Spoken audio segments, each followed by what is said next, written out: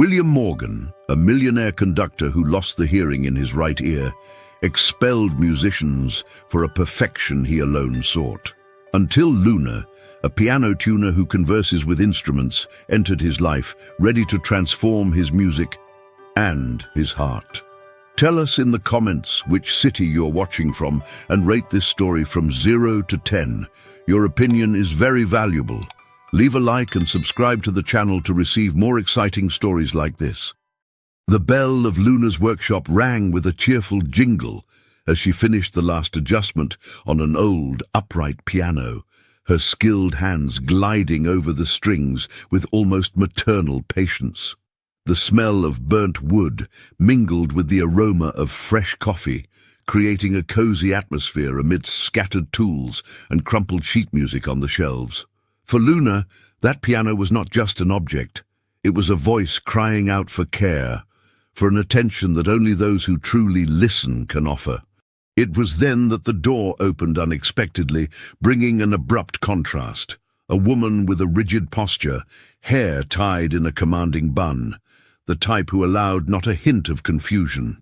The aura of wealth and power seemed to clash with the modest space of the tuner. "Luna Miller," the woman asked, her voice firm. "I'm Helen Smith, William Morgan's grandmother. He needs your talent at the theatre. It's urgent." Luna, surprised, took a deep breath, wiping her hands on her patched apron. "At the Conductor's Theatre, only if it's one of those huge buildings in New York, right?" Helen nodded, handing over a heavy card with a golden crest. The trip to New York was a journey between worlds. Luna's silent workshop gave way to the city's hustle and bustle, the hurried traffic, the gleaming concrete and glass facades. Upon arriving at the private Morgan Theatre, she felt the weight of the history surrounding that place. Crystal chandeliers hanging from the ceiling, gold panels reflecting the light, the muffled sound of a rehearsal echoing through the polished wood corridors. Luna stumbled slightly in her heels, quickly regaining her balance as she walked through the shimmering halls to the main hall. There, an immense grand piano awaited her, shining under the warm light of antique lamps. "Mom always said this piano holds memories," Luna murmured with her mouth slightly open, her hands gliding over the keys with reverence. Suddenly a voice cut through the silence, dry and relentless. "You must be the tuner." William Morgan appeared, tall and rigid, his grey eyes fixed on her, heavy with disapproval. "I hope you know what you're doing. I can't stand mistakes." Luna felt a chill run down her spine. His rigidity seemed to distance her from any possibility of affection. "I'll just do my job, Maestro," she replied, but couldn't help but notice his right hand resting motionless, avoiding the keys. Curious, she ventured a comment. "Why don't you use your right hand to play?" He frowned as if guarding a dark secret. "I lost the hearing in my right ear during an on-stage crisis." William's voice broke for a moment, almost inaudible. "It's a constant fear. Losing control, the music, myself." Luna stood still, feeling the transparency of that hidden pain. "Sometimes music needs to be felt with the heart, not just with the ears," she said softly, as her fingers traversed the piano strings, seeking a warmer, more human tone. William stared at her, half suspicious, half fascinated, as Luna began to talk to the piano, smiling at the instrument as if discussing notes and emotions. "You talk to pianos?" he grumbled. "Not with words, but with patience and care. They respond to the listening that only those who love can give." The conductor scoffed and turned to the tall windows, looking far away, as if trying to escape that world of affections he renounced. Despite the initial shock, Luna remained unfazed. She knew the path would be complicated, but there was a glimmer in that shadow that she wanted to reveal. "If you give me a chance, William," she said, turning to him with a slow smile, "I will help you find that music you think is lost." The theatre, majestic and severe, seemed both a refuge and a prison, and within those golden walls an unlikely meeting was born between a man trapped by silence and a woman who promised to break it. It was the beginning of something that could transform not only the music, but the hardest of hearts. The silence that lingered after Luna's last word seemed to weigh more than the music filling the vast theatre. William slowly stepped back, his hard face hardened by the veiled pain he struggled to keep under control. The golden shadows of the curtains and chandeliers only accentuated the distance between them. It was hard to imagine that there, in that majestic space, began a struggle not only for the perfect sound, but for the reclamation of a life that unraveled the moment he lost the hearing in his right ear. Back in her workshop in the countryside, the smell of fresh wood and freshly brewed coffee did not dissipate Luna's restlessness. She carefully arranged the worn tools on the workbench, her eyes lost in the memory of her encounter with William. The simplicity of her routine contrasted sharply with the luxury and pressure of the theatre, but there was something in those two distant worlds that held her at that crossroads. She felt that man carried more than a hearing loss. He carried a caged soul, and she was willing to be the key to this prison. When the day of the first rehearsal arrived, the change of scenery felt like diving into another universe. The theatre hall exuded an atmosphere of perfection and extreme control. Musicians in impeccable attire adjusted their instruments and sheet music under the cold light of the crystal chandeliers, while the mood was heavy like an invisible wall of expectation. As Luna walked among them, her simple uniform clashed with the glamour around her, tired papers in her hands, hesitant steps on the polished wooden floor. William appeared shortly after, like an authoritative shadow. His gaze, sharp and full of judgment, landed on Luna with an almost devastating intensity. "If a single detail of this tuning fails, the delay will be your responsibility," he warned in a firm tone, his voice laden with the rigidity he wore as armor. But Luna, even feeling the weight of that charge, responded with maturity and a lightness that seemed to disarm him, even as he struggled not to show it. No music is born perfect. If that were the case, it wouldn't have any charm, would it? He stared at her, a disconcerting glimmer crossing his eyes for a brief moment before he turned his back to walk away. During the rehearsal, Luna sought to understand not only the out-of-tune strings, but the silences between William and the orchestra. His presence on stage seemed more a battle against himself than against the musicians. Amidst the almost palpable pressure, the exchanged glances with William screamed untold stories.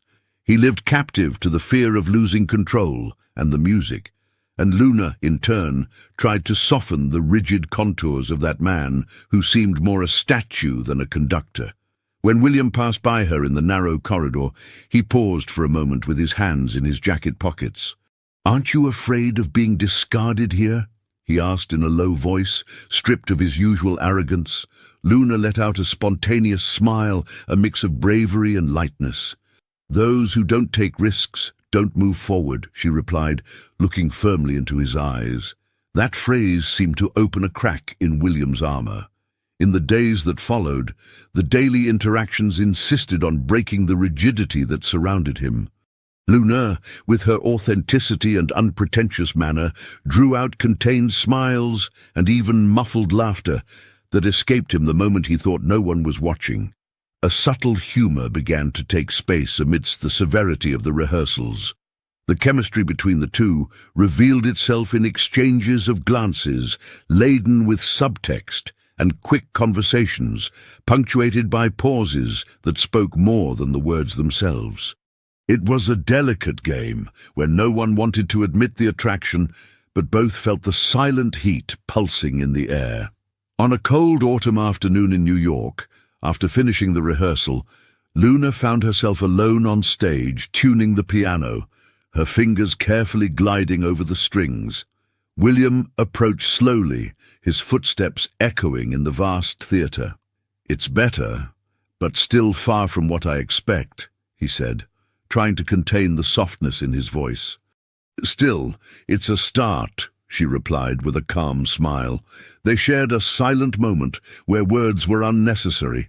Luna knew that, For William, that acknowledgement was more than just a compliment.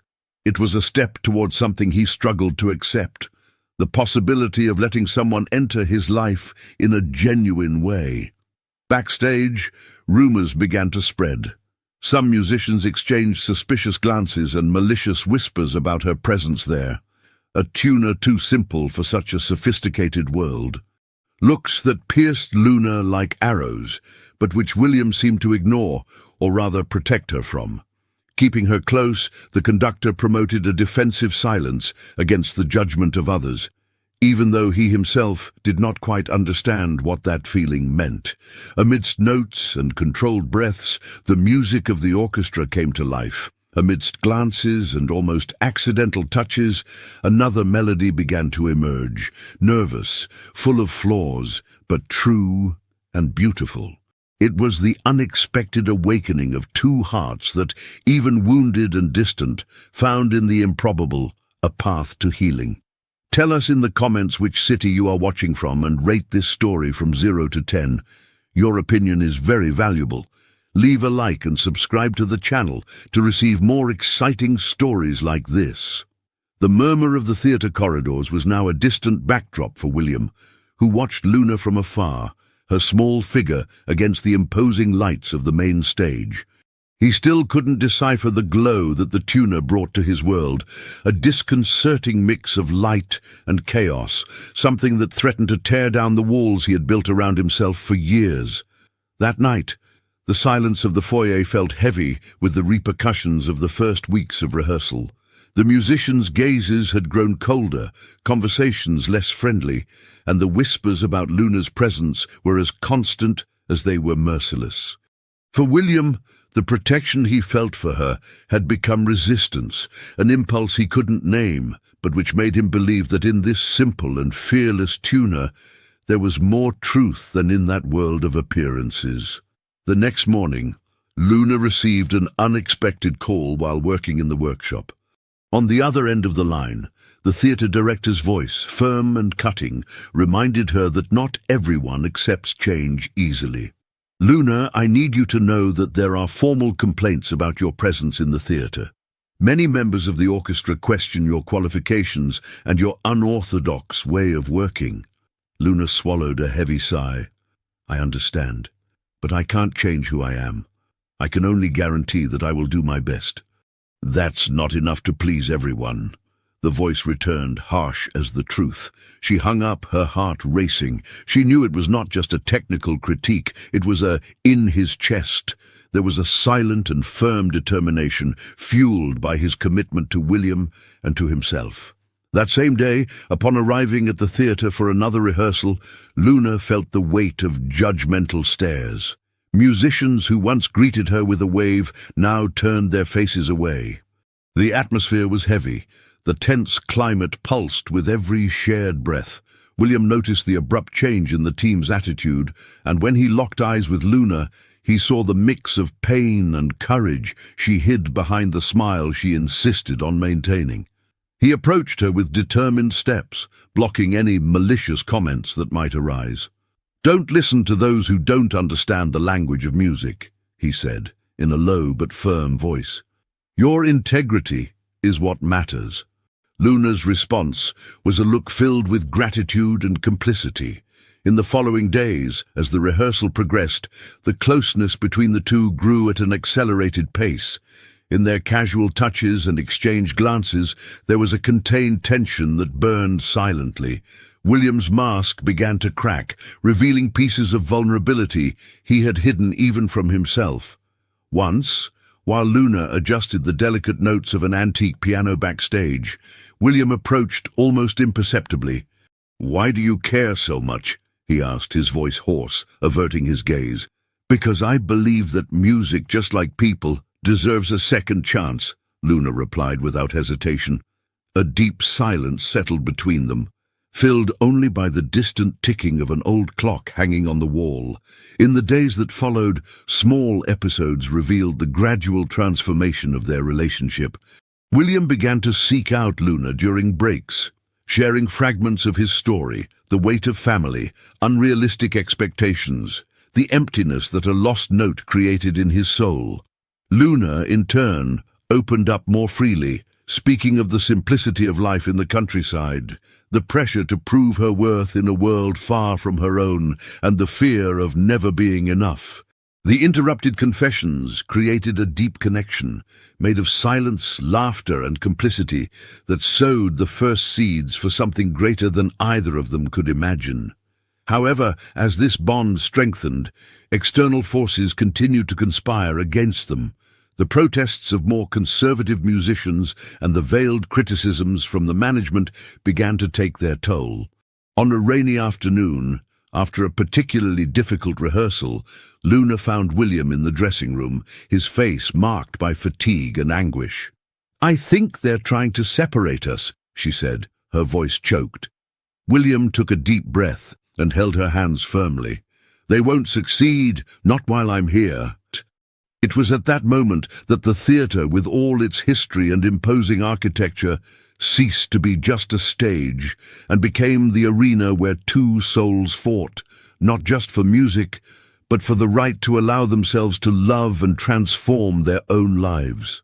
And so, amidst small victories and enormous challenges, Luna and William continued, realizing that sometimes the true lost note is not in the piano, but in the heart that fears to open up. Tell us in the comments from which city you are watching and give a rating from 0 to 10 for this story. Your opinion is very valuable. Leave your like and subscribe to the channel to receive more exciting stories like this. The rain fell fine and constant against the tall windows of the theatre, framing the silent scene in the dressing room where William and Luna remained, still holding onto each other, seeking in the warmth of their intertwined hands the strength to face what was to come. The shadows of the antique furniture stretched across the walls, while the sound of the storm outside seemed to echo the turmoil they both felt inside. "We can't let them win," William said, his voice strained, but his eyes steady on Luna. "You're not just a tuner to me, you are something I didn't even know I needed." Luna felt her heart race, a mix of fear and hope beating out of rhythm. It wasn't just about music or a job, it was about what she was beginning to mean to him and what he could mean to her.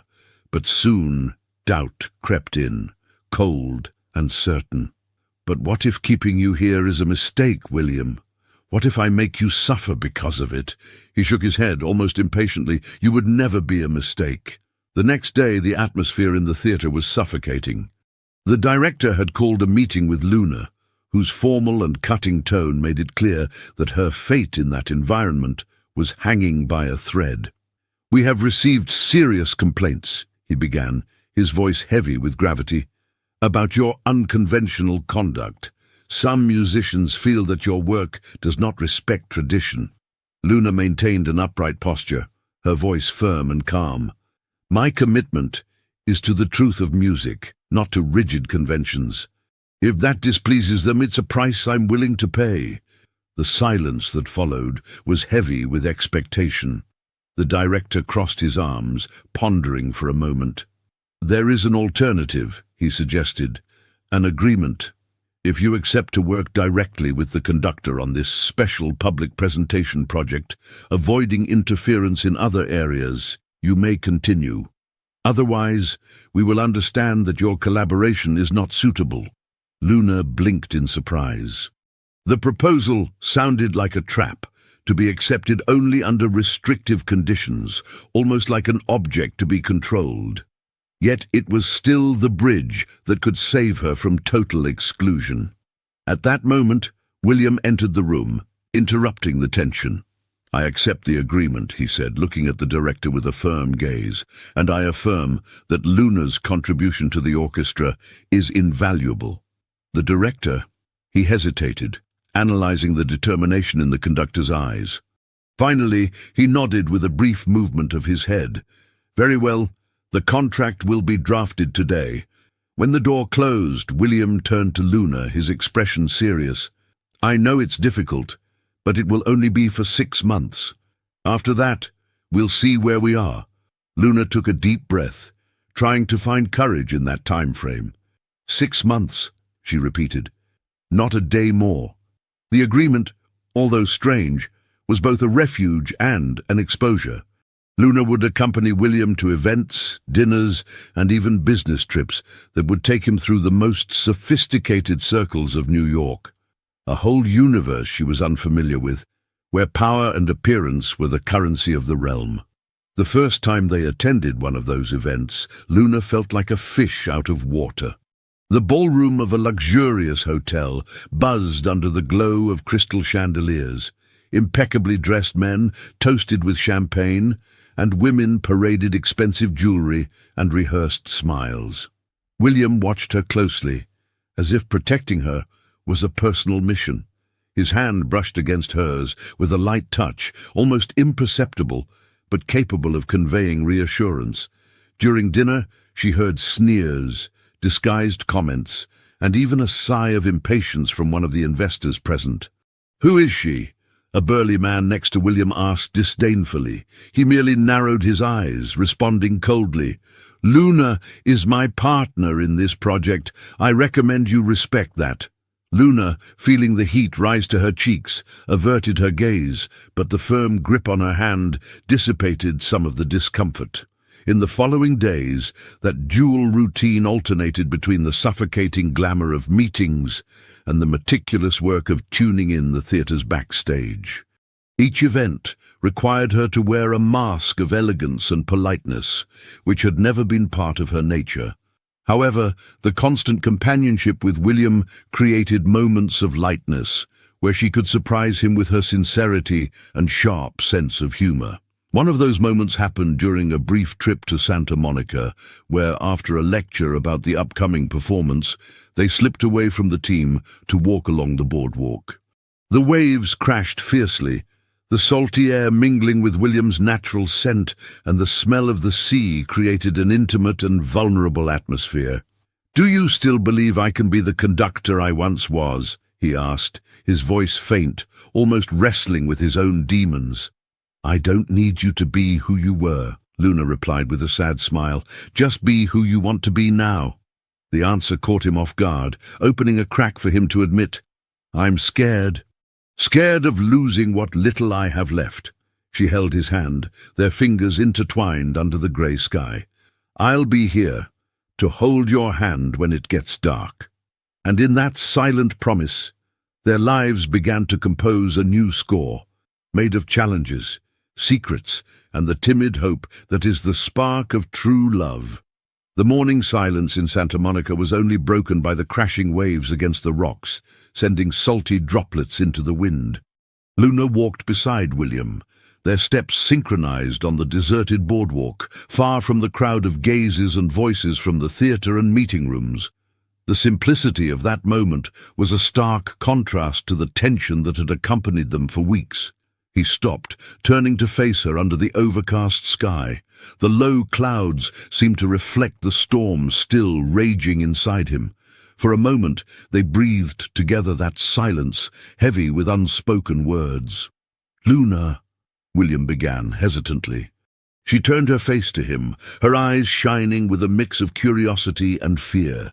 She felt her heart tighten. She knew that what he was about to say could change everything, or perhaps set them free.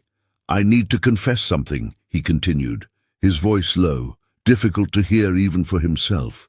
"Since that on-stage crisis, there are days when I think I've lost not only my hearing but also my identity, that everything I built and fought to be crumbled in a fraction of a second. I avoid admitting it, but sometimes I feel like a man without a path, adrift." Luna sensed the rare fragility he was showing and moved closer, taking his hands in hers. She felt his warm skin despite the chilly breeze. "You were never alone, William. I've been here all along, even when it seemed like no one else believed in you." "But what will people think?" he asked, his voice choked. "They say I must be strong, that the conductor needs to be impeccable. I can't show weakness." She smiled at the harshness of his words, so familiar to someone battling their own ghosts. "We are all strong, each in our own way," she said with conviction. "I know what it's like to wait for the world to accept you, even when it doesn't want to. But do you know what I discovered? Sometimes true strength lies in allowing yourself to be weak for those who matter. William looked into her eyes as if seeking certainty there, and in that brief encounter he felt warmth flood his chest, a balm against the ghosts of the past. That night, as they returned to New York, the air between them felt lighter, despite the weight they still carried. But the feeling that they could build something together, even under the critical and disdainful gaze of high society and the theatre, was a flame that refused to be extinguished. However, not everything was calm.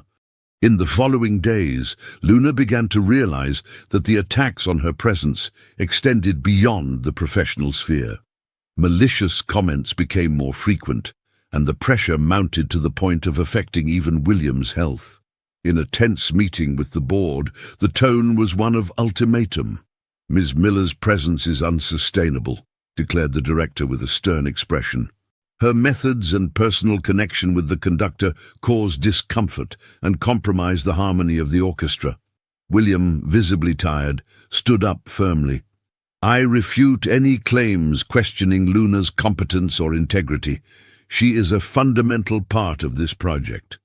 "It is precisely that closeness that concerns us," insisted one of the conservative voices in the room, a woman with a hard expression who seemed to lead the opposition. Luna felt William's gaze on her, a silent invitation to stay strong. She took a deep breath and responded with a calmness that surprised everyone. "I would much rather be the source of discomfort than to condone false virtues to please others." The fight against prejudice, however, was not limited to the theatre. Luna felt the weight of the world she inhabited, the modest background that raised her and the New York elite that tried at all costs to exclude her. The duality weighed heavily on her chest, creating sleepless nights and days when she doubted her own worth. On a rainy afternoon in the neighborhood where she grew up, she found her mother, a woman with calloused hands and a wise smile, preparing brownies in their modest kitchen. The sweet and welcoming aroma contrasted with Luna's inner turmoil. "You seem different, my daughter," her mother said, carefully serving a glass of soda. "It looks like you're carrying the world on your shoulders." Luna smiled sadly. "Sometimes I feel like I don't belong here or there." "We never fully belong to just one place," her mother replied. "But when the heart is big, it creates its own place. Don't forget that." That conversation was a breath of fresh air for Luna, who returned to the theatre with renewed determination. She knew the battle would be long, but she also understood that the true music she desired was the one that united the broken pieces, whether they were of instruments or souls. One afternoon, after an intense rehearsal, William and Luna remained alone on stage, the golden rays of the sun filtering through the historic windows of the theatre. The muffled sound of footsteps in the hallway was the only witness to that intimate moment. "I thought I would never feel this again," William said, his voice trembling. "Hope." Luna opened her arms in a silent gesture. "Then stay with me. Let's find that music together." The conductor approached slowly. They were almost touching, their hearts beating out of sync in a rhythm that spoke of fear and desire. But at the moment when they would lack the courage for the definitive step, the door opened, bringing back the outside world with its judging gazes and relentless voices. The almost kiss was suspended in time, a cruel moment of almost, leaving in the air the promise of what could be. Yet even interrupted, William and Luna knew that this was just the prelude, the first act of a story that still had much to play out. Tell us in the comments which city you are watching from and rate this story from 0 to 10. Your opinion is very valuable. Leave your like and subscribe to the channel to receive more exciting stories like this. The echo of voices in the hallway invaded the stage like a cold wave, breaking the delicate bubble that surrounded Luna and William in that almost magical moment. The figure of the assistant director loomed in the half-open door, her eyes carrying urgency and a warning that needed no words. Luna released the breath she hadn't realized she was holding and turned to William, who averted his gaze, as if embarrassed to have been caught. In that brief moment, all the weight of intrigues, suspicions, and exchanged glances fell upon them with suffocating intensity. "We have a meeting this afternoon," the assistant said, her voice dry. "The director wants to discuss the future of the project, and your presence." The words fell like a hammer on Luna. Her chest tightened. Each step toward that room promised a confrontation with uncertainty, with the stones she had avoided but inevitably needed to face. In the small conference room, the chairs were arranged around an imposing table where the director and some board members awaited, each carrying a posture that conveyed a mix of skepticism and suspicion. "Luna," the director began, staring at her with evaluating eyes, "as you know, your contract is temporary and subject to review based on the project's results." The phrase felt like a sentence cloaked in formality. Luna responded firmly, "I know I am not an easy fit for this environment, but I believe in the value of what we are creating, not just the music, but what it represents for all of us." One of the directors, a middle-aged man with an austere expression, stepped forward. "There are external pressures. Investors question the conductor's association with someone of your profile. They claim this could compromise the theater's image." Luna felt her breath falter for a moment. The profile they mentioned was the shadow of her origin, the prejudice that, like a dissonant note, sought to break the momentum of the melody that stubbornly grew between her and William. William, who had remained by her side until then, intervened with a firm voice. "This outdated view is the real risk to the theatre. What we need is innovation and authenticity, and Luna represents exactly that." An uncomfortable silence settled in. The director furrowed his brow, pondering, aware of the weight of the argument. "What if we propose a final test?" suggested the director, "a public presentation where Luna Miller will officially perform with the orchestra in front of critics and sponsors. If the results are positive, we will consider her permanent position." Luna crossed the room with a mix of surprise and determination. Although she felt fear tightening around her, a renewed strength also surged within her.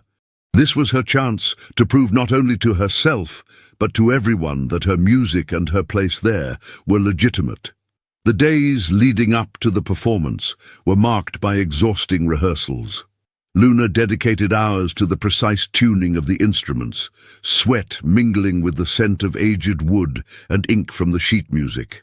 William accompanied every movement, a silent battle partner, always present, always attentive. In her personal life, the routine remained tumultuous. The tension backstage blended with the challenge of navigating the impersonal social events she was obligated to attend. The mask she wore for these moments felt almost painful against her skin, especially when she caught the suspicious glances of some members of the New York elite. On the eve of the performance, Luna took refuge in her modest apartment in downtown New York.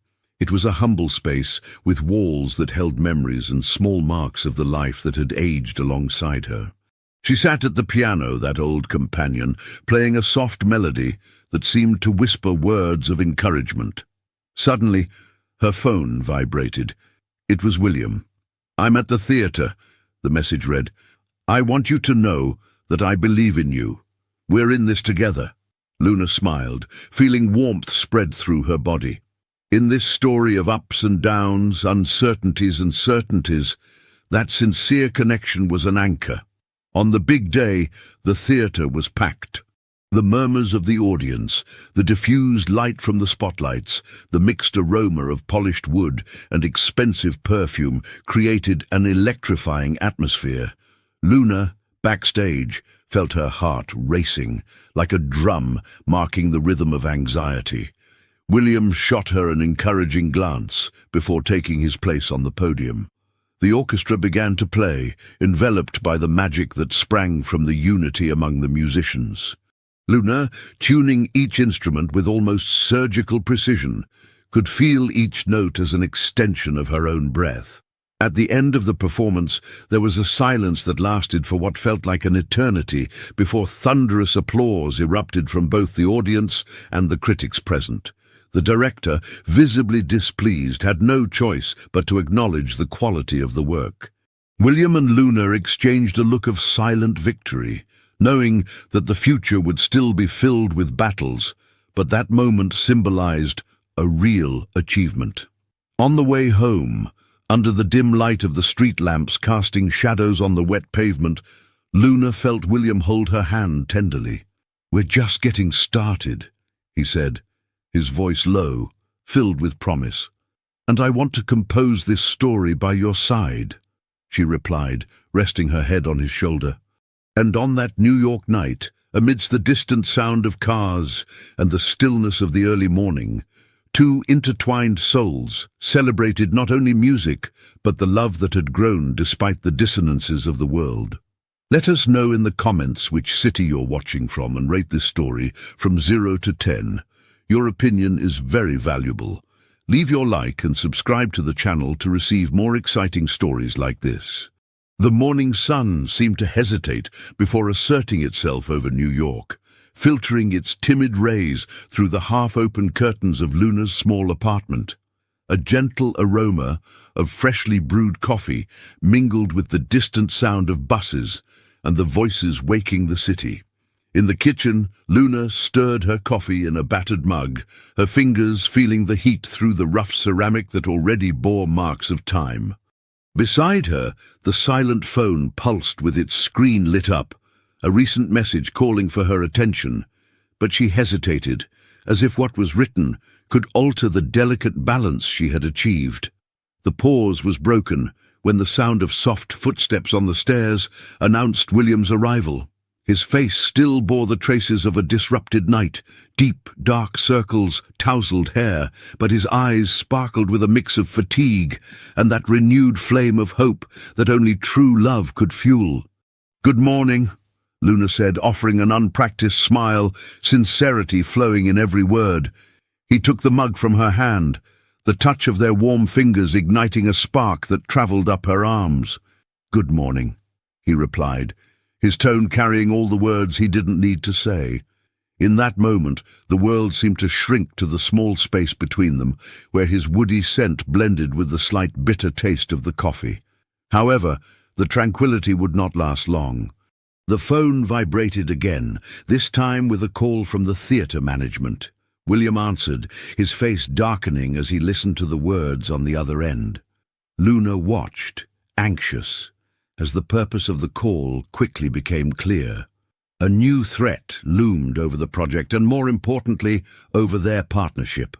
"We can't let these obstacles drive us apart," William murmured after hanging up. "But we'll have to be strategic." The following days brought a series of meetings backstage, peeking through the shadows of the theatre corridors. Luna and William devised plans to contain the rumors that were beginning to spread, disguising corporate tensions under forced smiles at events that now felt more like a minefield than cultural celebrations. Amidst this turmoil, an unexpected surprise: the offer of a permanent position for Luna, with a condition that made her heart race and her hands tremble. "An official invitation to join the theatre team," William explained in a low voice that night as they walked hand in hand down Fifth Avenue, the car lights leaving bright trails in the water from the recent downpour. "But only if you agree to participate in a special promotional program on social media." Luna frowned, her thoughts swirling. It was a tempting invitation, yes, but also a veiled trap, exposing herself before a critical and often cruel audience, giving the public material to judge her rapid rise and, more than that, her relationship with William. "It's a big risk," she admitted, "but maybe it's the way to break the invisible cycle that binds us." They talked at length, the sound of rain accompanying the decisions made there, under the diffused glow of the streetlights. Luna felt anxiety and excitement mix in a whirlwind that nearly took her breath away.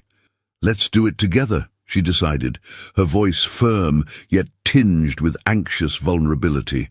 and show that no love story or struggle deserves to be reduced to the superficiality of social media. The preparation for the program was intense. In addition to her obligations at the theatre, Luna had to adapt to daily exposure, sharing fragments of her life with an audience that shifted from enchantment to criticism at the speed of the internet. Attacks and praise came in waves, and the impact on her personal life was immediate. Her family, initially proud, grew concerned about the comments and latent prejudices that were burgeoning online. Her mother, for her part, watched everything from a distance, repeating her mantra of strength and belonging. "Remember, daughter, the world may try to silence the stars, but they continue to shine high above," she would say, in a tone that mixed tenderness and challenge. At the theatre, Luna's presence became even stronger, and with it, internal tensions grew. Theft of sheet music, destructive reviews in cultural newspapers, and a malicious rumor about undue influence over the conductor began to circulate, paving a dangerous road for the couple's stability. At a post-event dinner, while William spoke to an important audience, Luna received an anonymous message with a photo that made her freeze. A disrespectful montage, crafted to deconstruct her image and her relationship with him. Alone in the restroom of the hall, Luna felt her legs weaken. She could barely breathe amid whispers of fear and shame. Tears threatened to escape, but she held them back, washing her face until the coolness provided relief, a silent ritual of resistance. When she returned to William, she saw in his eyes the mutual concern that didn't need to be verbalized. "They are willing to do anything," he murmured, his voice hoarse. "But we won't let them win." Oh, behind the curtain, in the backstage of the theatre, as the lights dimmed and silence fell over the audience, William and Luna found strength in each other to face the war that was still to come. And in that moment of stolen intimacy, between gasping breaths, they promised once again they would not give up, no matter the cost. Tell us in the comments which city you're watching from and rate this story from 0 to 10. Your opinion is very valuable. Leave your like and subscribe to the channel to receive more exciting stories like this. The dense fog enveloped Fifth Avenue that grey morning as Luna locked the apartment door with more care than usual. The shadow of harassment on social media and the condemning looks at the theatre left deep, invisible, but present marks. The constant noise of notifications on her phone was relentless. Malicious comments piled up like impending storms, ready to break. She walked with firm steps, her breathing measured, the worn jeans comforting her resilience. The jolt of reality was strong, but her mother's soft and firm voice echoed in her mind. "Even if they try to erase the stars, they will continue to shine high above." It was that shine she needed to find, even on dark days. In the heart of the theatre, William flipped through the sheet music behind his podium, like a commander preparing his troops for battle. The musicians murmured among themselves, sensing the tension that infiltrated the air, but also the hope that ignited in the skilled hands of his partner. "Luna," called the stage assistant, rushing over, "the director wants to speak with you before the rehearsal." Amidst exchanged glances and held breaths, the two advanced down the corridor with silent steps. In the room, the director, with a rigid posture, awaited among scattered scripts and sheet music on the table. "We have a new proposal," he began, his voice drawn out. "We want you to go on a tour through the countryside. It would be a test to measure the project's impact on different audiences." Luna exchanged a look with William, surprise and anxiety dancing between them. "The tour could be an opportunity," William pondered, "but what exactly do you expect us to deliver?" The director smiled, though with an enigmatic air. "We need to reinforce not only the orchestra's image, but, indirectly, yours as well. Popularize the project and attract new investors." Luna felt the implicit weight in those words, the thin line between art and cruel marketing. It was a chance, undoubtedly, but laden with risks and fears. In the weeks that followed, the preparation for the tour took over their lives. Luna and William traveled between San Jose, Santa Clara, and Sacramento, encountering audiences as diverse as the melodies that echoed under their hands. Each concert, performed with maximum intensity, was a silent battle against prejudice. At the end of a performance in San Jose, under the warm light of the spotlights and the vibrant applause, Luna felt an improbable smile bloom on her lips. An elderly man with white hair approached her, offering genuine words of admiration. "I never imagined I could be so moved by an orchestra," the man said, his eyes misty. "You are proof that art knows no class or origin." Luna thanked him without words, holding back the tears that almost escaped. However, the calm was always precarious. In Sacramento, a local journalist launched an article filled with criticism. William read the article with a sharp gaze, feeling the weight of injustice, and for the first time, anger overtook the conductor. But Luna held his hand, a simple gesture that brought back clarity and serenity. "We can't let them speak for us. If we respond with hate, they will have won." Their dialogue was like a dance, a delicate balance between passion and reason, vulnerability and strength.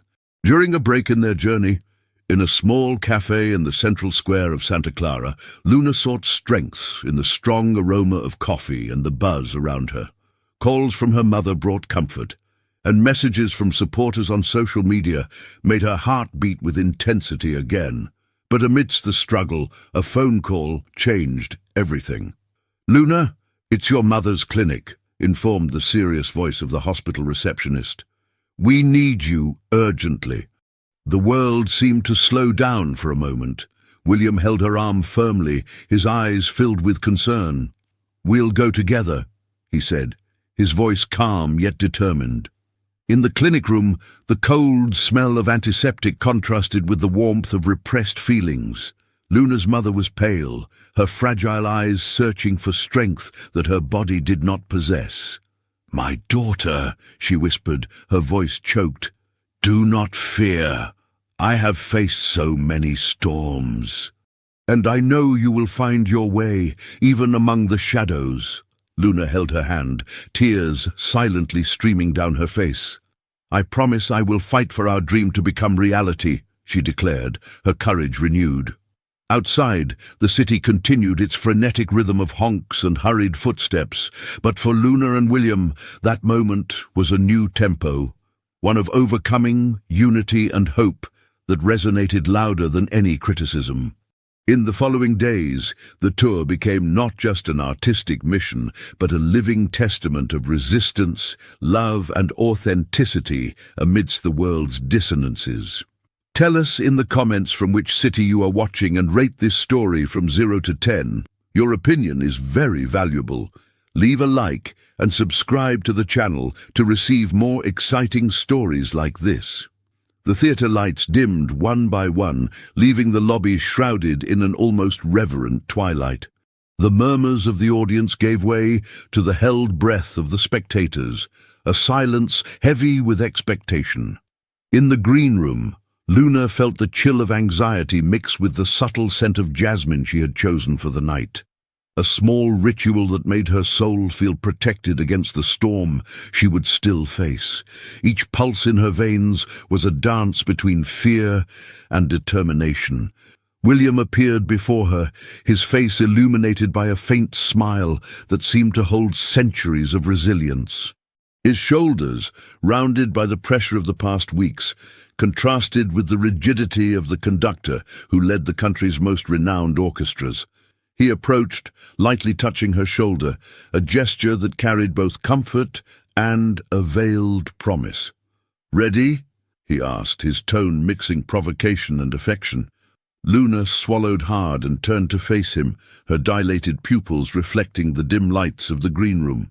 "I've always been," she replied, her voice steady despite the knot tightening in her throat. The minutes leading up to the curtain's rise felt like an eternity compressed into seconds. The air seemed electrified, charged by the anticipation of an audience that already knew more than the characters in that story. It was a courtroom, a battleground beyond notes and scores. When William raised the baton, his eyes sought hers, in a silent exchange of strength and complicity. Then the first notes echoed, blossoming like a whisper that transformed into shouts of emotion and life. The music was woman, it was struggle, it was the neural love growing between Luna and William. Each chord translated their dream, the resistance against hostility, and the hope stored deep within their hearts. In the middle of the performance of the most anticipated piece of the night, a sharp crack broke the enchantment. Incisive murmurs emerged from the front rows, growing into an unmistakable murmur of dissatisfaction that soon gave way to chaos. A group of protesters burst through the side entrance, brandishing signs with aggressive phrases directed at Luna and William that gleamed under the spotlight. Words like incompatible, forced, and veiled accusations about the supposed farce behind their union filled the air. Security acted quickly, but the turmoil had already spread, with some spectators divided between support and rejection. Luna felt the air leave her lungs. Her chest tightened, her stomach churned, as if the ground were trying to flee beneath her feet. William's baton continued to guide the musicians, a steady hand amid the storm, following the melody that challenged hate with beauty and emotion. While the external voices created a symphony of judgment and prejudice, the internal sound of the theatre was different. A pulse that cried out for justice, for recognition, for love. Tears threatened to fall down Luna's face, but she held them back, her breath shaping with each note, her presence becoming even more intense. William, not losing control of the situation, raised his voice in a firm command to the audience that was beginning to divide. "Art is not a privilege," he shouted, his voice echoing with the authority that only a conductor possesses. "It is a right, it is life. Our music is for everyone, without distinction." The silence that followed was heavy, dense, until gradually applause began to sprout from the sides, gaining strength and volume. In the green room, after the impressive finale, Luna leaned against the cold wall, her heart pounding like a war drum. William's face approached almost in slow motion. His eyes revealed a mix of pride and anxiety. "You were stronger than I expected," he murmured, his trembling tone holding admiration and love. She held his hand, finding in the touch the anchor she needed.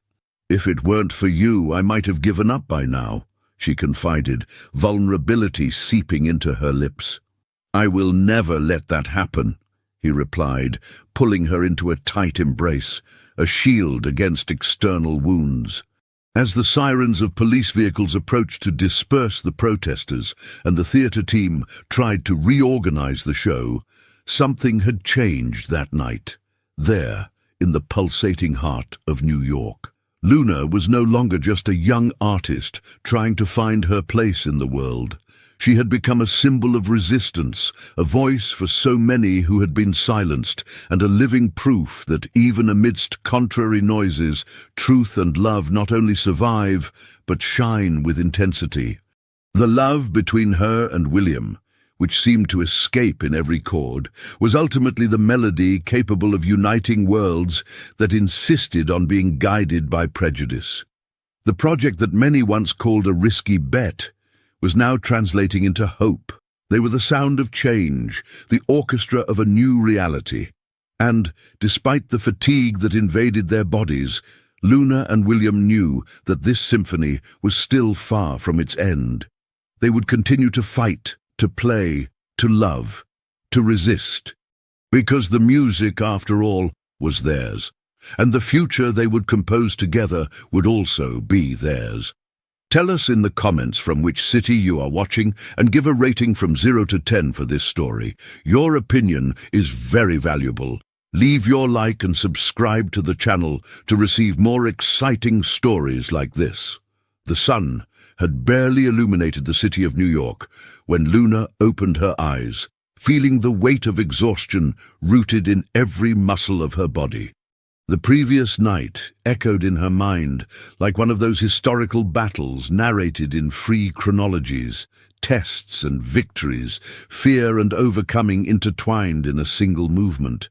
The gentle aroma of freshly brewed coffee from the kitchen brought her back to the present, the bitter and warm taste a silent promise that there was still strength to continue.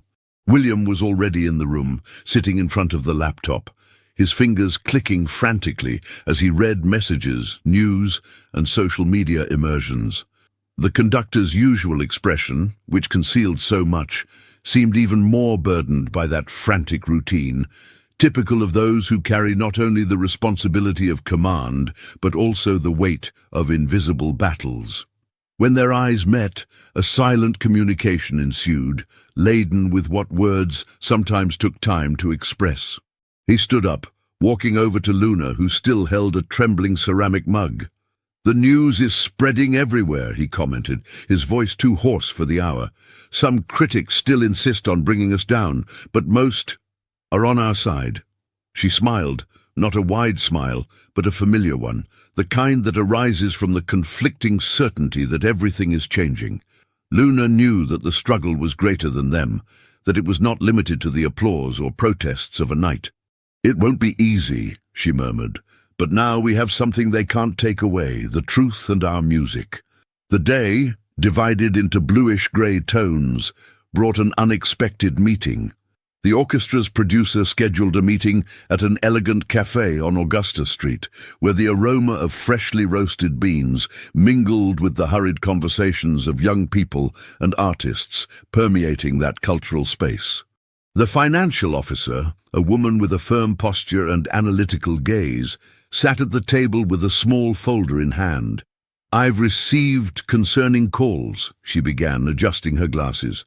"Some sponsors are hesitating in light of the recent controversy. We need to ensure the project remains sustainable." The silence that followed felt heavier than any open discussion. Luna and William exchanged glances filled with meaning, aware that the battle extended beyond the musical notes played on stage. "I understand," William replied after a deep sigh, "but true art should not be conditioned by fear. It requires courage." Luna agreed encouragingly with a calm voice. "We are doing something bigger than the orchestra," she said. "We are showing that the beauty of diversity is an essential part of our country." The producer nodded, noting their conviction, but raising a practical question. "We need quick solutions," she said. "Perhaps explore more popular events, expand our outreach in communities, create campaigns that reinforce our positioning." William crossed his arms, firm, pondering what lay ahead. That same night, Luna received a call that filled her with hope. A community school in East Los Angeles was interested in hosting a special performance by the orchestra, with educational workshops for young people in the area.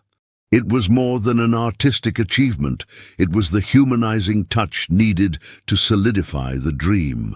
When she spoke to William about the proposal, they both felt they had finally found a path that united passion, social impact, and resistance.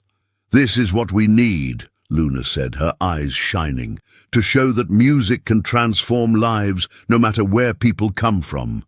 In the following weeks, they immersed themselves in a new phase of work, beyond the shining stages of theaters. They traveled to underserved neighborhoods, public schools, modest cultural centers, where the simple architecture did not diminish the intensity of the dreams faced.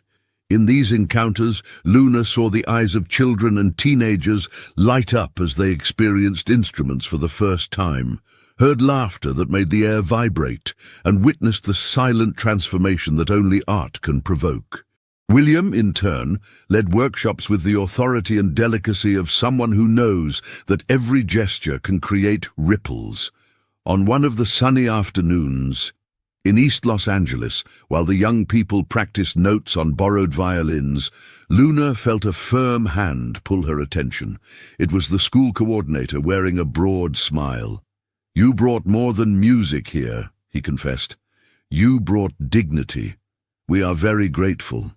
In that moment, Luna realized that the true symphony was not just in the scores, but in the lives touched by the project, in the hope blooming in the concrete of urban centers, in the certainty that even amidst difficulties, art would be the voice that no one could silence. But obstacles continued to arise. On a drive back to New York, as they talked in the car under the orange sky of late afternoon, William expressed his growing concern. "Luna, this pressure is consuming us," he admitted, his gaze distant. "I feel we need to find balance before this weariness breaks us." She agreed, fear lingering in her thoughts. "We have to take care of ourselves too," she said, ever pragmatic, "because if we aren't well, none of this will make sense." And so, in the city that never sleeps, amidst applause, protests, and vibrant chords, Luna and William continued to compose not just an orchestra, but a story of love, courage, and resilience that would resonate for a long time. Each day was a new note, an invitation to write the next chapter of that vital symphony together. Tell us in the comments from which city you are watching and rate this story from 0 to 10. Your opinion is very valuable. Leave your like and subscribe to the channel to receive more exciting stories like this. The sun was already setting behind the buildings on Fifth Avenue, painting the sky in an intense orange that seemed to burn in sync with the agitation growing within Luna's heart. That night promised to be one of the most important since the beginning of the tour, a major charity event at one of the city's most exclusive social clubs, where, amidst forced smiles and glasses of champagne, the financial elite of the capital discussed investments and power. For Luna and William, this was the moment to show that strength, talent, and authenticity recognized no social classes. Luna adjusted the hem of her blue dress, the lightweight fabric moving with the almost shy grace of someone who had long hidden her true colors. Her gaze swept over the dressing room mirror, trying to find that woman who had faced prejudice on stage, in her family, in her own heart. A shadow of nervousness weighed on her shoulders, but an unwavering flame lit up her brown eyes. "Are you ready?" William appeared at the dressing room door, his silhouette outlined by the reflection of the entrance hall lights. His impeccable suit, serious expression, and yet filled with a familiar warmth. She smiled, closing her eyes for a moment, as if carrying a silent prayer. "More than ever," she replied, trying to disguise the tremor in her voice. The elevator ascended between imposing floors, the mirrored walls reflecting not only their image, but also the echoes of the internal battles they both faced. Upon arrival, the buzz of the crowd overwhelmed the senses, low conversations, clinking glasses, makeup and perfumes. An atmosphere different from the one Luna had stepped into over the past few months, but so familiar to William. As they walked through corridors adorned with portraits of past club presidents, Luna felt heavy gazes scrutinizing her from head to toe. She knew that for many there, she was an enigma, a singer stepping into territory where tradition and luxury reigned. But she also knew that her presence would change that, one note at a time. On stage, William introduced Luna to the microphone, his voice echoing with a clarity that filled the entire hall. "Tonight, I have the honor of presenting to you Luna Miller, an artist who not only sings, but lives music as resistance, as the most genuine expression of the Brazilian soul." The audience applauded, with a mix of curiosity and reservation. Luna felt the warm breath of nervousness brush her neck, and she took a deep breath, letting the bitter taste of breakfast coffee dissipate. At the first chord, an intense vibration coursed through the room. Her voice, strong and velvety, silenced the uncomfortable murmurs. Songs laden with personal stories, struggle and hope filled the hall like a warm wave. The secrets of the streets, the hidden pains, the love that refused to die. It was all there, in every word that left Luna's lips, wrapped in the intact orchestra conducted by William. She felt the gazes transform, from judgment to fascination, from suspicion to admiration. In the front row, a lady dressed in exquisite fabric couldn't take her eyes off her. Beside her, a young businessman leaned forward, his expression changed by emotion. When the last note faded, a silence fell for a second that felt like an eternity. Then, spontaneous applause echoed through the hall, rising in waves until the sound became a unison. Luna felt her chest expand and her heart beat in rhythm with the claps. Backstage, William hugged her tightly, the warmth of his touch calming the internal storm. "You enchanted them," he murmured, his eyes shining. "You showed them that true wealth lies in authenticity." But not everything was a celebration. During the party, in the dim light of a lounge, a man in a dark suit approached with the demeanor of a predator disguised as an investor. "Luna, right? I'm Henry Carter," he began, a wide and static smile on his face. "I've been following your work, and I think we could talk about a more exclusive partnership." Luna raised an eyebrow, suspicious. "In what sense, Mr. Carter?" He lowered his voice, leaning in as if confessing a secret. "There are investors who prefer a less troubled profile. The idea would be to manage things more aligned with what is valued in the market, with less noise." A chill ran down Luna's spine. The subtext was clear, a message to soften his image, perhaps even sacrificing his freedom of expression to please the powerful. She smiled, feigning subtlety. "Music, Mr. Carter, is my voice," she said, "and I am not willing to sell it." The man widened his eyes, a mix of surprise and strategic retreat. "Think about it," he said, retreating with silent steps. Luna returned to where William was waiting for her, whispering, "It seems the struggle only changes its scenery, not its essence." He agreed, holding her hand. "Together, we will continue writing this story, with courage and without concessions." She looked out the window of the hall, the city lights twinkling like distant stars, and smiled with the certainty that, even in the face of the ghosts of power, the melody of her dreams would not cease. Because there, amidst the chords and challenges, was more than a singer or a conductor. There was a revolution, born in the pulse of the heart and echoing in the streets of New York, ready to cross borders, break barriers, and build bridges where there were once only walls. Tell us in the comments from which city you are watching and rate this story from 0 to 10. Your opinion is very valuable. Leave your like and subscribe to the channel to receive more exciting stories like this. The lights of New York shone brightly that early morning, painting the concrete in neon that seemed never to sleep. Luna closed the apartment door with a sharp click, her heels still echoing in the narrow hallway of the old building she shared with William, a modest refuge in the midst of the urban jungle, far from the luxurious spheres of that night's event. She removed her makeup with slow movements, each gesture a ritual to leave behind not only the layers of cosmetics, but also the weight of the pressures that were beginning to corrode her spirit. William's woody scent still lingered in the air, permeating the sheets that still carried the warmth of his embrace. As Luna lay down, her exhausted body begged for rest, but her tireless mind wandered through recent experiences. Will it be worth continuing to resist all of this? The doubt was not only professional, but intimate, wounded by expectations, prejudices, and the silent traps of power. William entered quietly, with that way of someone who masters the house but respects the other's space. He sat on the edge of the bed, pulling the soft fabric of her shirt closer, drawing her in gently. "I know," he began, his voice hoarse from fatigue. "It's not easy, but you are not alone." Luna turned her face, her teary eyes reflecting the dim light of the city. "I feel like we are fighting a war, where every step is debated, every silence scrutinized. I wonder if we will really be able to make a difference."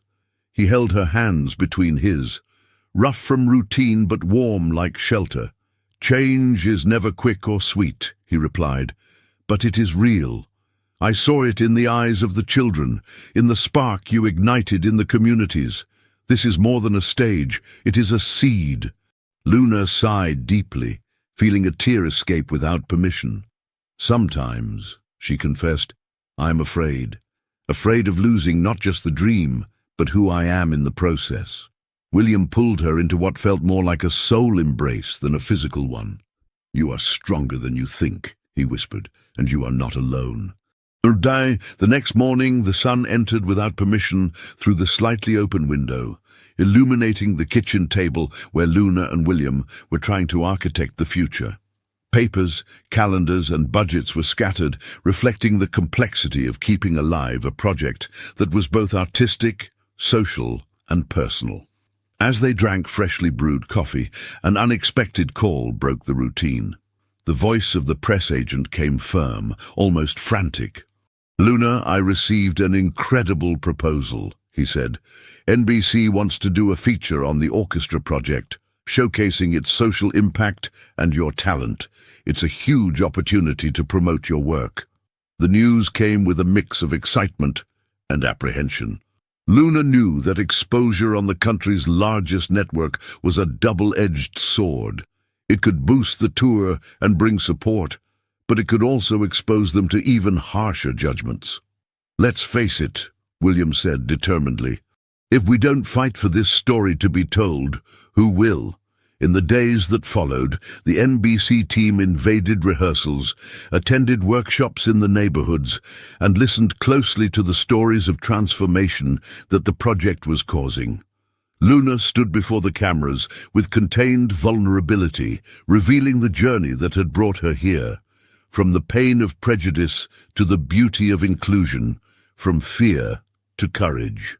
Now it was not just music in the air, but life pulsing in every chord, every tear, every shared smile. The feature had unexpected repercussions. Blogs, social media, communities, and even specialized critics began to talk about the phenomenon of Luna and William, the duo that not only enchanted with art, but challenged structures. However, along with fame came the dreaded attacks, malicious comments, questions about the authenticity of the project, veiled accusations of opportunism. The greater the reach, the sharper the blows became. On a rainy Thursday morning, Luna and William sat down to talk, the heavy silence filled by the patter of rain on the windows. "We have to prepare for what's coming," William said, his voice tense. "The criticisms will increase, but so will our responsibility." Luna nodded, resolute. "We won't let their noise drown out our voice." At that moment, they both understood that the orchestra was more than an artistic or social project. It was a symbol, a beacon for many, and the struggle. It was constant, demanding sacrifice, but it also taught about the strength of love, music, and hope. As the raindrops trickled down the windows, the silent promise was reborn. They would stay together, facing the storms and composing the melody of a revolution that would not allow pauses or setbacks. Because in that rhythm, between pain and beauty, the true symphony of life was born. Tell us in the comments which city you are watching from and give a rating from 0 to 10 for this story. Your opinion is very valuable. Leave your like and subscribe to the channel to receive more exciting stories like this one. The morning lazily brightened over New York, the sun slowly breaking through the grey clouds that still hung over the city like a heavy veil. The yellowish light penetrated through the cracks of the slightly open window in Luna's apartment, tinting the walls with warm tones and announcing the start of a new day, another chapter in that intense journey filled with twists and turns. Luna awoke, still wrapped in the remnants of dreams that stubbornly mixed hope and doubts. The coolness of the sheet brushing against her skin, the faint aroma of coffee that William was already brewing in the kitchen, all created an atmosphere that, though simple, carried the comfort needed to face whatever came next. That day, the orchestra had been invited to a special performance at a historic auditorium in Greenwich Village. A vibrant and democratic cultural hub, the perfect setting for the breakthrough they so desired. Although recent fame brought light, it also cast reflections and shadows, watchful eyes, expectations, but also the unwanted judgments and silent resistances. Amid preparations and quick meetings, Luna felt every muscle in her body tense. Her heart seemed to tighten in an accelerated cadence as she tuned her emotions for what was to come. William entered the room, bringing with him that calm, commanding presence that always eased the atmosphere. His warm, steady hand found hers in a discreet gesture of complicity. "We can't let it drop today," he murmured. "This performance could open doors we never imagined." She nodded, feeling the warmth of that affirmation seep beyond her skin, strengthening every internal fiber. Luna knew that every effort would resonate beyond the stage. This was an opportunity to make visible an art that united communities, dreams, and resistance. Backstage at the auditorium, the buzz mingled with a collective anxiety. The musicians, lined up, adjusted their instruments with reverent care, as if they were playing not just wood and metal, but hope itself. The violinist Laura, who had been moving between students from the underserved neighborhoods and official orchestras for months, whispered to Luna, "The pressure is enormous, but I will play with all my soul. We are doing more than music," she said, a vibrant flame in her eyes. The signal to enter was given, and the spotlight that illuminated the center of the stage fell on Luna like a magical circle, calling her to be the voice and body of that story. The buzz of the audience ceased under the impact of the first chord, and a silent, reverent air took over the space. As she sang, Luna let escape nuances that only those who had lived through prejudice and overcoming could reach. Her words, imbued with soul, created an invisible thread that connected everyone there, from the front row to the last. During the performance, a small but organized group raised discreet signs with the words "Resistance," "Voices that Matter," and "They will not silence the truth," which generated a whisper in the front rows. The tension rose, but the audience, for the most part, responded with reserved applause, as if they too understood the urgency of that message.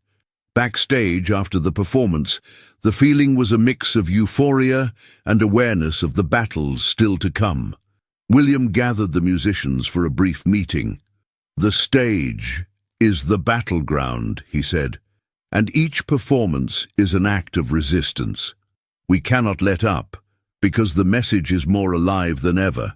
Laura spoke with shining eyes, imprinting the weight of that moment in the minds of those present. "We are playing in a championship more challenging than we imagined, but playing to lose has never been an option." As everyone absorbed these words, Luna received a message on her phone. It was a formal invitation for a series of international performances, a chance to further expand the orchestra's reach. The proposal came from a European cultural foundation known for supporting diversity and inclusion initiatives. Excitement and fear intertwined in a knot in her throat. Luna shared the news with William, seeking not only support, but understanding that this step was more than logistical. It was symbolic and laden with challenges. "We will conquer the world," William said, his voice carrying a note of fear. "But we cannot forget our roots. Distance is a test for our cause and for ourselves." The couple spent hours sketching plans, discussing what lay ahead, without forgetting those who had remained around, in the neighborhoods and in the squares where music was the seed of transformation. The dialogue flowed like their music, made of highs and lows, silences and bursts of emotion. "This project has become our child, Luna," she remarked in a moment of pause, her eyes amazed and tired. "The dream is big, but it is also a responsibility." He squeezed her hands, the firm touch comforting her restlessness. "We have stepped out of anonymity and taken on a leadership role, which means fighting every day. But together we are stronger. We will resist." Luna closed her eyes for a brief moment, and when she opened them, she saw William smiling, a smile that illuminated everything around, lighting up the future they wanted to build. At that simple table, in that modest room, the foundations for conquering the impossible were laid. Because, in the heart of New York, among melodies and silences, The promise was born that music would not just be sound. It would be voice, weapon, and comfort for all who dared to dream. And there, in that moment, they know that the true symphony of life lies in the courage to continue, even when the storm threatens to erase everything. Let us know in the comments which city you are watching from and rate this story from 0 to 10. Your opinion is very valuable. Hit the like button and subscribe to the channel to receive more exciting stories like this. The cool night breeze flowed through the slightly open window of the modest apartment in downtown New York, carrying with it the distant scent of fresh coffee and the flowers someone had left on the balcony below.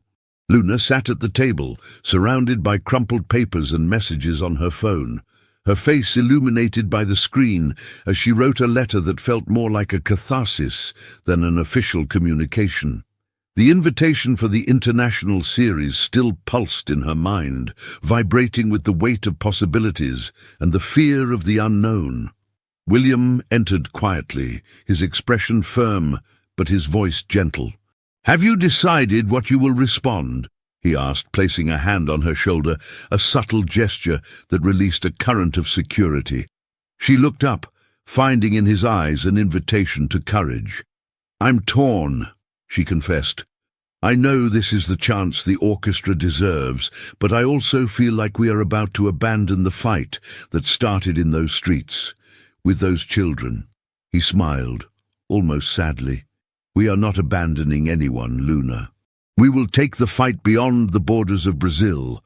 What greater power for our cause than the voice of this orchestra echoing around the world?"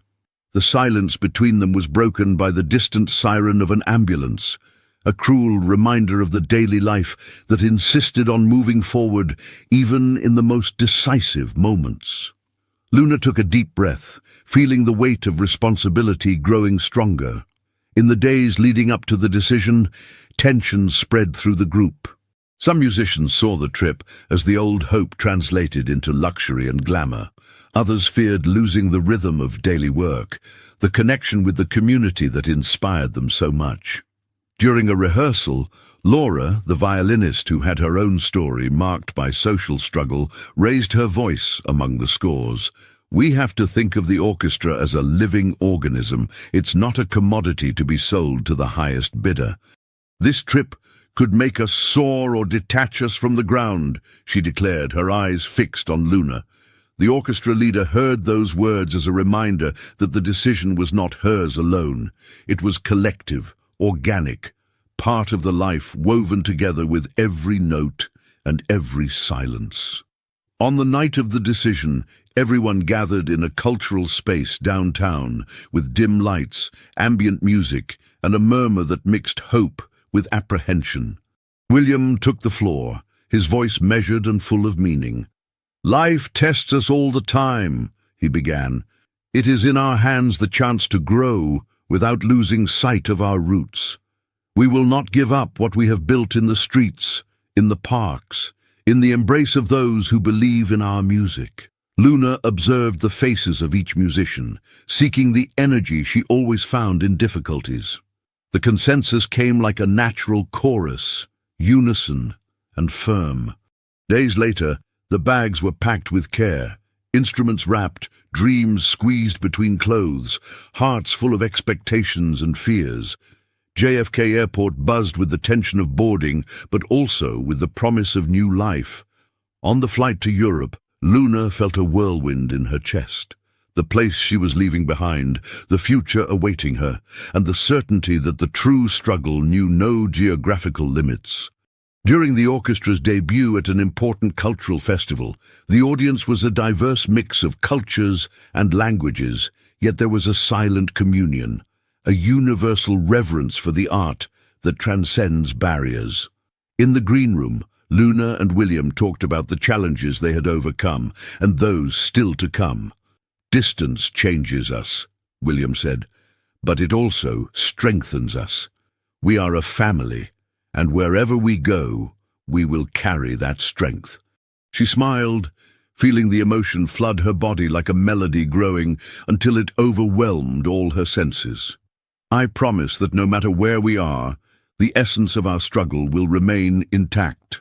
Upon returning to the United States, the orchestra faced new and old challenges. Success abroad opened doors, but it also ignited local opposition, with criticisms bordering on envy, misunderstanding, and even fear of the new. Luna knew that transparency and courage would continue to be her sharpest weapons. In interviews, she firmly maintained her convictions, the sparkle in her eyes revealing the strength of someone with a greater mission. Sometimes, tired and exhausted, she would look in the mirror at the woman who had walked so many steps, from the outskirts to international stages, and felt the mix of pride and longing that only a true battle can generate. And in every note played, she heard the echo of the voices that inspired her, from her fellow fighters, from the children in the neighborhoods, from the souls who refused to be silenced. The story of Luna and William did not end with their achievements, for the true symphony of life was made up of the sum of small victories and the storms overcome. It was an invitation to never give up, to transform pain into art and silence into song. And so, with the melody of resistance playing strongly in their hearts, they continued to write a legacy that transcended borders, classes, and times, a true revolution that, starting from the beat of footsteps in New York, reached the infinite. Let us know in the comments which city you are watching from, and rate this story from 0 to 10. Your opinion is very valuable. Subscribe to the channel to receive more exciting stories like this.